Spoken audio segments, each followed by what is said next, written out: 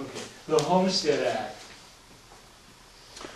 For years my sleep was tormented with dreams of returning to the sided log cabin I grew up in and finding it empty, which was no dream, but the actual condition of returning each day from high school to be alone with the dwindling livestock and the universal daydream of running away or leaving home.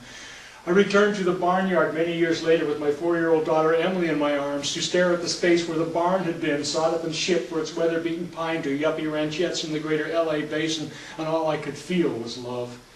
I'd expected to be able to make sense of my life, if not then now, if not now, then when? Strolling down September lanes with tears in my eyes, past the place where my family's cabin burned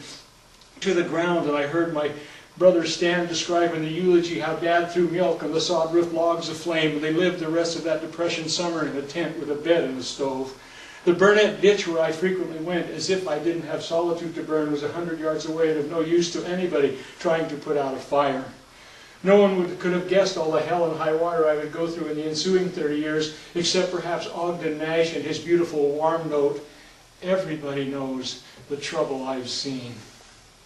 I remember Idaho from some preposterous angles with the good sense to leave out the private parts, unlike the other log cabin that Grandpa Herb built near Darlington with 1896 excised in the header, still standing as a loafing shed with no foundation, or the teppanyaki banquet after Dad's memorial service where everyone went fishing for flipped shrimp in the air.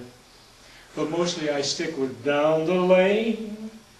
to the north, where I last walked that day with Emily,